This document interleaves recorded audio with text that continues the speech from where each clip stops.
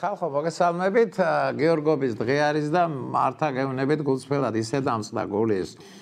ქართველი ჯარისკაცი ჩამოასვენეს და რუსთავში გადაასვენეს და მართა ტრაგიკული ბედი გვაქვს ჩვენა და ყველაზე მძიმე და ყველაზე ისე სისხლძარღვ ბრძოლებში სწორედ ქართველები იბრძვიან და აი მართა მე თუ მკითხავთ აი ევროპული და მსოფლიო ცივილიზაციის უმნიშვნელოვანესი ბრძოლა მიმდინარეობს სწორედ უკრაინაში და აი მწყდება გული უკვე 60 უახლოვდება ქართველთა და დაღუპულ ქართველთა რიცხოვნობა და არ ვიცი ეს ხალხი ალბათ იმისათვის რისთვისაც მთელი მსოფლიო ესე ვთქვათ დგას და იცავს იმას რასაც ქვია მონოპოვარი დემოკრატია არის ყველაზე მთავარი და მე თუ მკითხავთ უმნიშვნელოვანესი ძალა და ალბათ ამ თემებზე გვექნება საუბარი გიანოსებს რომ ქალბატონი ხატია დეკანოიძე ყავს თუმცა დიდ პატივს გცემთ ქალბატონო ხატია დიდი მადლობა რომ ჩემი სტუმარი ბრძანდებით და მართა ახლა უკრაინას დავაკავშირე და მართა სერიოზული და დიდი საქმე ჩაატარეთ უკრაინაში მე აი პატიოსთან გეუბნებით აი მოდი დავიწყოთ იმით რომ ნუ რადგან ესე თქვა და გიორგობას დაემთხვა ეს ეგრეთ წოდებული ვარდების რევოლუცია მოყვეთ ის რაც მართა საჭირო არის რომ ვიცოდეთ რეფორმები იყო საჭირო მართა იყო საჭირო ეხლა ასაკობრივ იმით თუ განსჯდა რაღაცით შევარდნაძე მართა ასაკში იყო შესული 2016 წელს თუ ისა ბოდიში 2096 ჩვენ ესე ვთქვათ ევროსაბჭოს წევრი გავხდით თვითონ დიდი პერიოდი არ არის იცით ამ გიორგობის თვემდე 96-დან მაგრამ მნიშვნელოვანი რაღაცები დაიწყო იგივე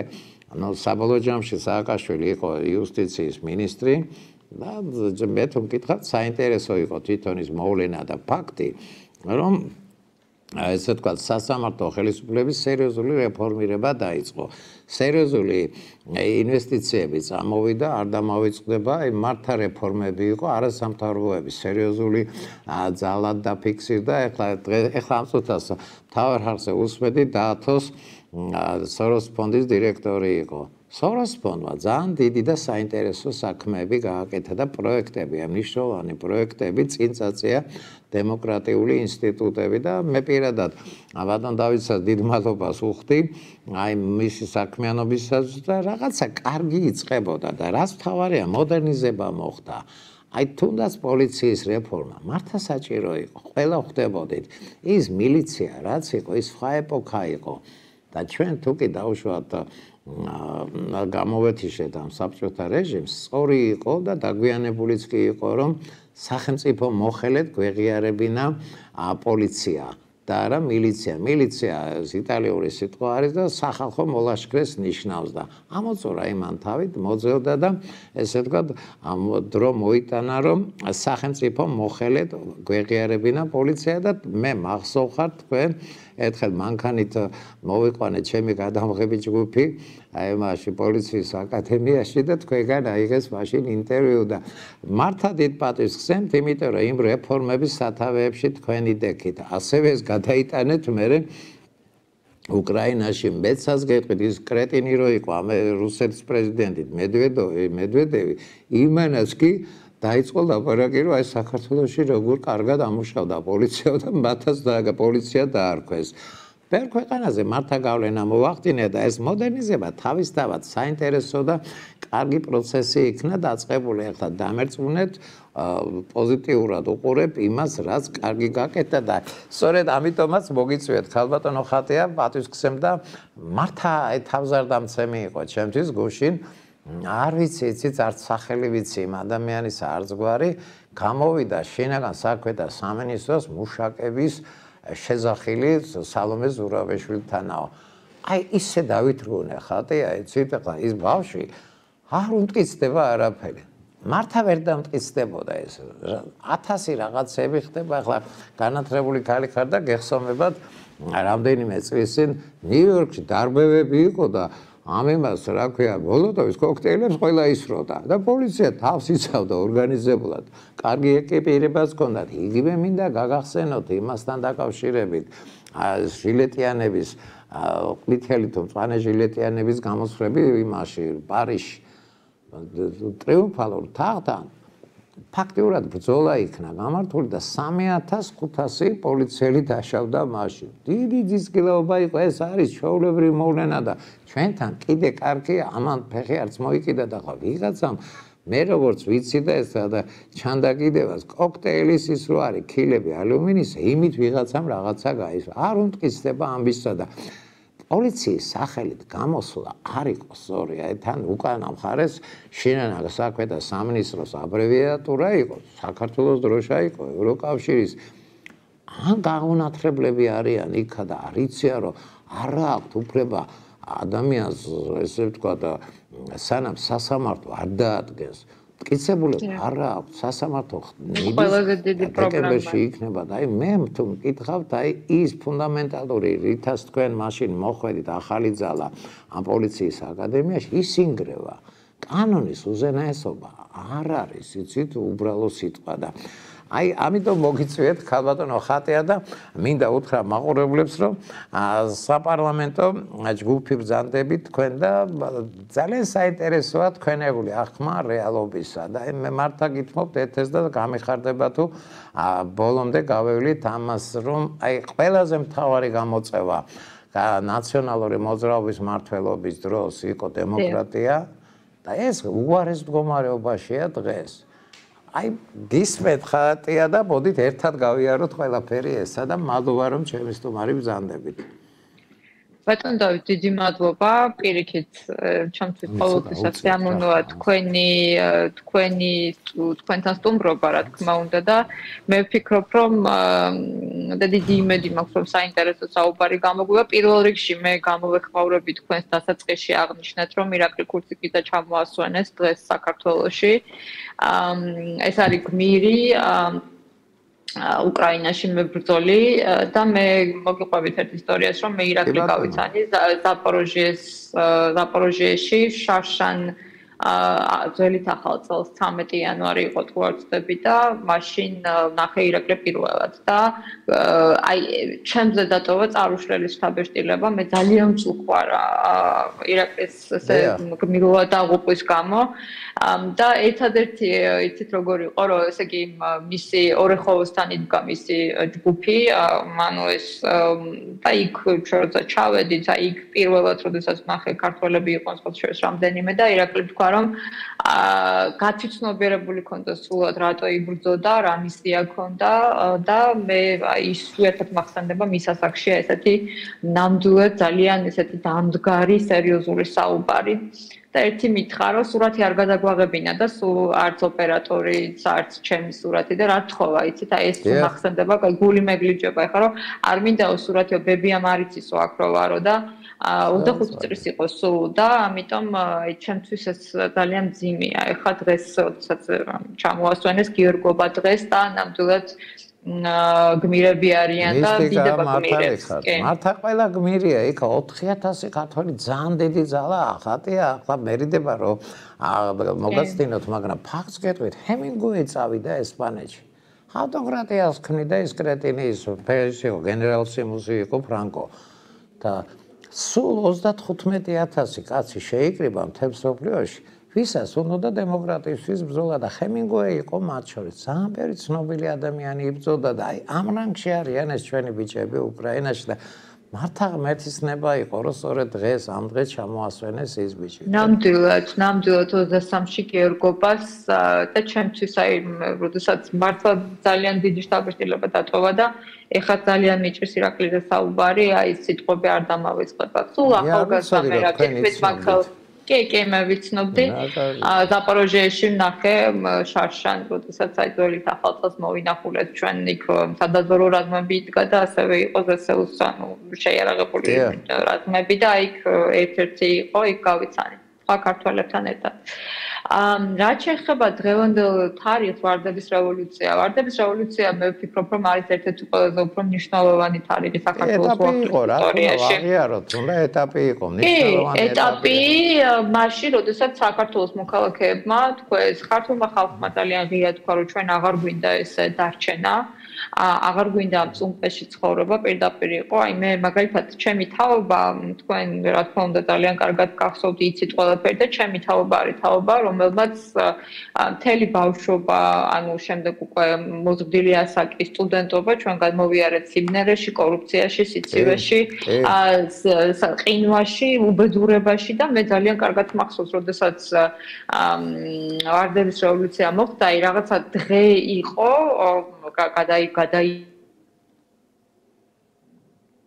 ვიჭედება. ყოველ შემთხვევაში ქალბატონ ხატია სანამ ჩაგვერთვებით მე მახსენდება ეხლა გისმენთ კი ბატონო დიახ გადაიარა ამ ყველაფერმა და ურო დაიწყო ეს რაღაც წარმატებები მე საჯარო სექტორში მოვხვდი ნამდვილად ძალიან ისეთი საინტერესო იყო ძალიან ამაყი ვარ რომ ვიყავი რეფორმების შემადგენელი ნაწილი პოლიციაში იქნება ეს თქვა თუ შემდეგ მთელი ამ თქვა ჩვენი მე მიმუშავია თქვენ მართალი ხართ რეფორმების ექსპორტზე უკრაინაში, მერე უკვე მოლდოვაში და ნამდვილად ვფიქრობ, რომ ის წარმატება და პროგრესი და ნახტომი, რომელიც საქართველოს გააკეთა, როდესაც აღმოსავლეთ პარტნიორობაში ვიყავით ჩვენ მოწინავეები, ეს იყო ძალიან დიდი დამსახურება ვარდების რევოლუციის. სხვა შორის, აი ძალიან სამწუხაროა, რომ თქვა მიხეილ სააკაშვილი დღეს არის დაპატიმრებული, მართლა გულწრფელად. რა დამოკიდებულებაც არ უნდა ქონდეს ხელისუფლებამ რა. რა დამოკიდებულებაც არ უნდა ქონდეს, თქვა სააკაშვილი მიმართ, ანუ კი არის კონტროვერსიული პოლიტიკური ფიგურა, იგი თქვათ ადამიანებს რა დამოკიდებულებაც არ უნდა ქონდეთ, ქვეყანა, სადაც არ არის დამოუკიდებელი სასამართლო, სხვა შორის სასამართლო არის ერთ-ერთი იყო დიდი გამოწვევა ნაციონალური მოძრაობის მმართველობის და დიდი ჩავარდნა, ყველაზე დიდი ჩავარდნა. მიუხედავად ამისა სააკაშვილი ნამდვილად ციხეში პრეზიდენტები არ უნდა ისხდნენ და არ უნდა სამართლებოდნენ თუ ჩვენთან ევროკავშირში გვინდა. აზრისავარ ქალბატონო ხატია. მე მართლა ახლა შეიძლება აი გულწრფელი ვიყო და ერთ ფაქტს გეტყვით. ჩვენ ფაქტიურად დომინიონი ვიყავით რუსების.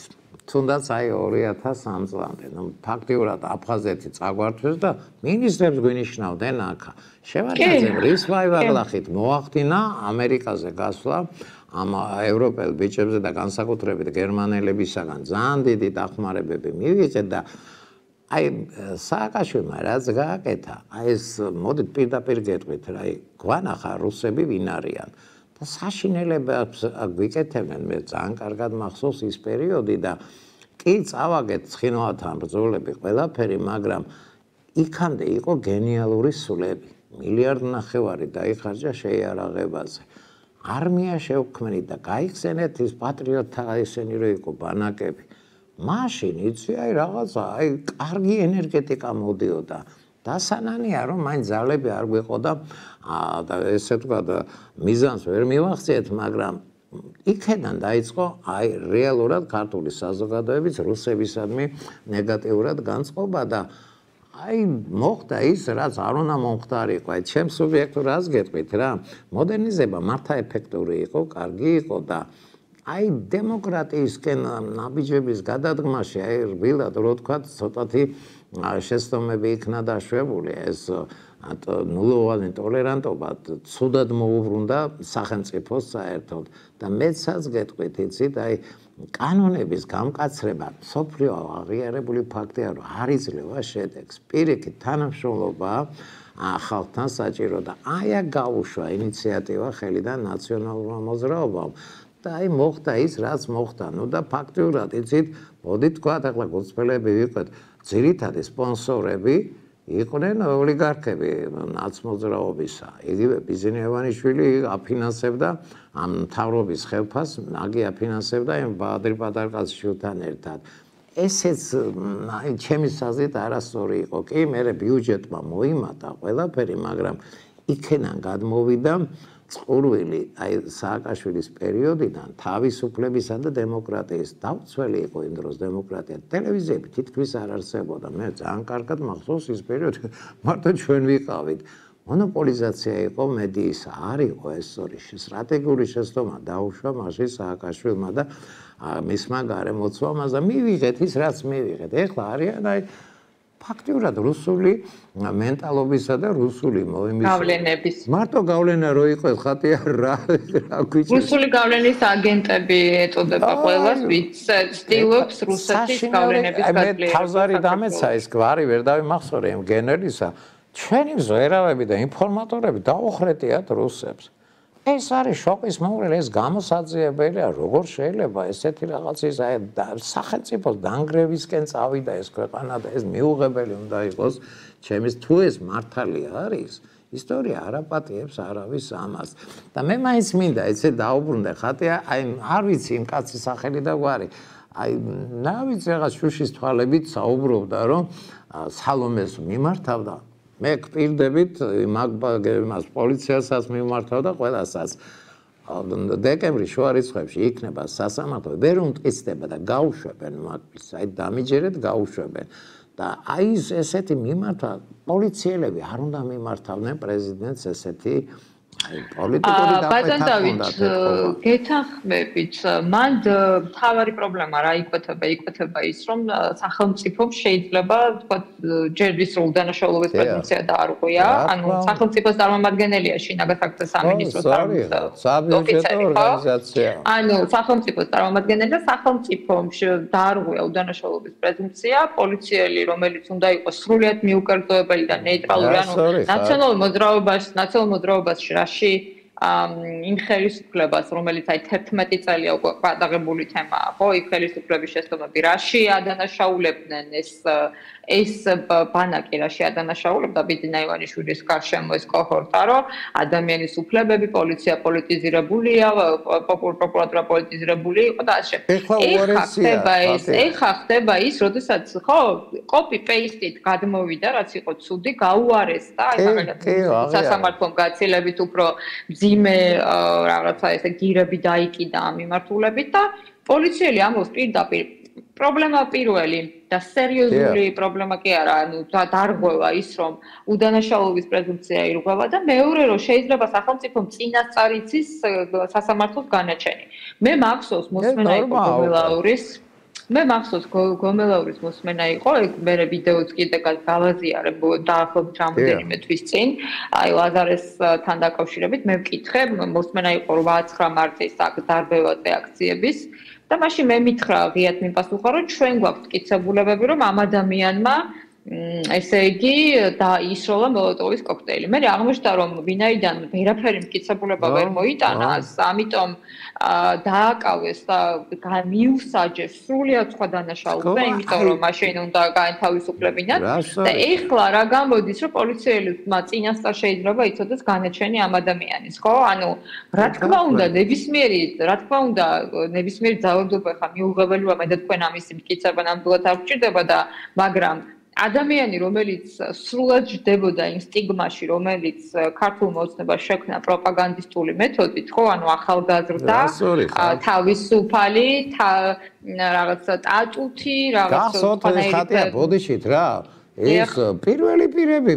პიროვნულ შეურაცხყოფებზე გადადიოდნენ და მისდევდა გარეგნობაზე და რაღაცებზე ახლა დაუშვებელი იყო ყოფახიძემ სისულელე გააკეთა ღარიბაშვილმა კრეტინიზმი ჩაუტარა ამ ბიჭის ოჯახის არა ღარიბაშვილი პარლამენტში ხო გახსოვთ პარლამენტში თქვა რომ სატანისტები და ერთ-ერთი როდესაც ხო საკონსტიტუციაში პროპაგანდისტულად მიუდგა ეს სტიგმა გააგრავა და ამიტომ მე ვფიქრობ რომ ამ კონტექსტში ხა სულად არაფერი არ არის გასაკვირი რომ პოლიციელებმა შეიძლება წინასწარ იცოდნენ ეს განაჩენი, იციან რომ საზოგადოებისთვის ნამდვილად მიუღებელია 8-9 მარტის აქციის ერთ-ერთი მონაწილე, რომელმაც მართლა ვერაფერი ვერ დაუმტკიცეს ამ ადამიანს. მე იქ ვიყავი მთელი ეს მარტის აქციები და არ ვიცი არავის არ უსწრია ესე არც მოლოტოვის კოქტეილი და არაფერი და შეიძლება რა გამორიცხული რატო არა სუსმა არ ვისროა და არ ბევრი ამბობდა მაპატიეთ ესა და ეს ხატია მე ვიყავი პირველ სკოლასა და პარლამენტის აღმართზე, იქაც ისე წყალსაფრქვევდნენ და სულ ყველა ამბობდა რაღაცა პროვოკაციას ამზადებენ ესენი, აი გულწრფელად გეუბნებით, აი მართა ამბობდნენ ამას ძალიან ბევრი, იმიტომ რომ ისე იდიოტურად ჩამოვიდა ეს მანქანა, იქეთა მხარესას, აქეთას და წუწავდა ყინვა იყო, გახსოვთ, მაგარი სიცივე იყო და შეიძლება თვითონ მოაწყვეს ესა რომ ესე ვთქვა დისკრედიტაცია გაიგე. არა და 160,000 დათვლილი არის დრონებით, ამდენი ხალხი იყო იქა და რა თუნდათ, აი ჩემის აზრით ძალიან ცუდი სამსახური გაუწიეს აი ამ პოლიციის განცხადებამ და აკრძალული უნდა იყოს აი ესეთი მიმართვები. პოლიცია სახელმწიფო სტრუქტურა არის და ზეწოლის მოხდენას უზრდელობა არის და უტვინობაც არის და სუდა იცით აი მოდით რა ვთქვა სახელმწიფო დაიმორჩილეს ამათმა და უკანონოდ მართავენ. არა მიიწაცეს. მიტაცებული სახელმწიფო. აი რა კარგია, მიტაცებული არის და აი პოლიციელი გამოიყვანეს იმათ რა თიკუნა და ალაპარაკეს სისულელეები მემაპატიეთ ღმერთო და ეს უნდა დაიგმოს. არა აქვთ უფლება, ის არის საზოგადოებრივი წესრიგის მაორგანიზებელი სამინისტრო და ამ დროს პოლიტიკური განცხადებების გაკეთება უტვინობა. არ ვიცი, მართა 3 წუთი დამჭა რეკლამამდე და მახარებს უკვე ყველამ დაიწყო დაგმობა იმ განცხადებისა და მახარებს რომ თქვენც იგივე აზრისა ხართ და აი ჩიხში ვართ იცით ერთადერთი ახლა გასახარი არის ეს ევროპარლამენტმა რომ რუსეთის ესე თქვა და აი ამ საშინელება რაც იმ თამაშს გაუკეთეს იმან გამახარა დღეს ყველა ამბობდა პატრონი გამოგვიჩდაო დიდებული გადაწყვეტილებაა საქართველოს პარტნიორები იცავენ საქართველოს ინტერესებს, ანუ ქვეყანაში ესე მოხდა რომ საქართველოს ინტერესების პროდასალური ინტერესების სადარაჯოზე დგას ოპოზიციური პროდასალური წარმომადგენლები, სამოქალაქო სექტორი, მედია და ჩვენ ყავს მეგობრები, რომლებიც იცავენ ნამდვილად ჩვენს ინტერესებს. რეზოლუცია საქართველოს პარლამენტმა არ განიხილა ჯერჯერობით, ხო, ანუ თქვენ წარუდგინეთ, მე ვიცი და ცივილვარი მიიღეთ მაგათგან. ის წესრიგში პირველი უნდა იყოს, ვთქვათ, რა ვიცი, ყველა კომიტეტს უნდა გაჩვენოს ადამიანის უფლებების კომიტეტი, ნამდვილად საინტერესოა რა სიტყვის ადამიანის უფლებების კომიტეტი, მათ უნდა ეხებოდა პირველ რიგში ისევე როგორც ვთქვათ, თავდაცვის და უსაფრთხოების კომიტეტს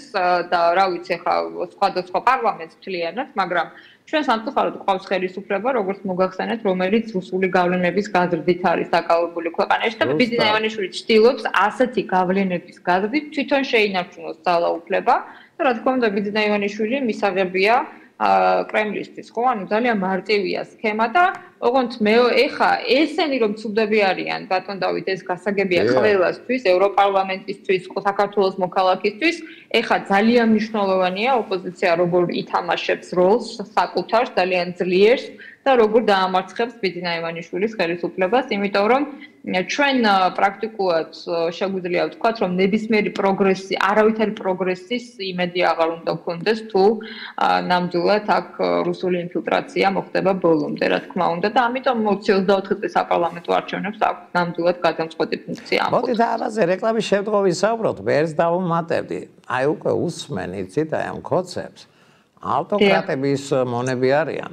საშინელებებს აკეთებენ, მაგრამ შეშინდნენ. ეს რეზოლუცია ბომბა არის. ეს რეზოლუცია უფრო მეტი არის, აი მე არ ვიცი რა შევადარო. ისინი მიხვდებიან ალბათ ამ დღეებში მაინც, რომ უკვე ყველაფერს აი სანტიმეტრობით დაუთვლიან ნებისმიერ გადაწყვეტილებას და ნებისმიერ ნაბის მანდა. ადრე თუ გიან ესენი წავლენ და მე დარწმუნებულიც ვარ, რომ ერთ წელიც არ დაშვიდება, ან შეიცვლილებიან და ნელა-ნელა გადავლენ ესე თქვა და ბრიუსელის საათზე. ან წავლენ მოსკოვის საათზე და ისერიც უტეხიან. მოდი ჩვენ ბატონო ხატია ის რეკლამაზე გავიდე და მართა მაინტერესებს აი ეს წარსული მე ეს ვიცი რომ თქვენი მმართველობის დროს აი პოლიცია იდგა აი ამ იმასთან ზღუდესთან. მე გულისხმობ აი ბლოკპოსტები. დიახ, აი მე ეს დეტალურად შევისწავლე ამ ახალმა იმან რა ქვია ქართულმა ოცნებამ გადმოწია საზღვრები და იმის შემდეგ მასობრივად დაიწყო დაპატიმრებები და 1200-მდე კაცი წაიყვანეს ცხინვალში რაღაც საზღარი ის ყოფილა იქ ეს კარცერი თუ რაღაცა იქ აუტანელი პირობებია და გამოატარეს 1200. მე მგონი დიდი შეცდომა დაუშვა ამ ქართულმა ოცნებამ რომ და გადმოაყვანინა ეს სპეცნაწილებია თუ პოლიციური ისენი სისტემა სოფლის ბოლოში არ იყვნენ სწორი და ამაზე მინდა კითხოთ დეტალურად თქვენ თუ მიახციეთ ამას ამათმა რატო გადმოწიეს იფიქრეს რომ საქართველოს პოლიციის ძალებს რეკლამაზე გავიდეთ რეკლამა კი ბატონო გავიდეთ რეკლამაზე და რეკლამის შემდგომ დეტალურად მოგვიყევით რას მიაღწიეთ მაშინ და რატო დავკარგეთ ეს შანსი. დაველოდეთ ხალხო რეკლამის შემდგომ გავაგრძელებთ საუბარს.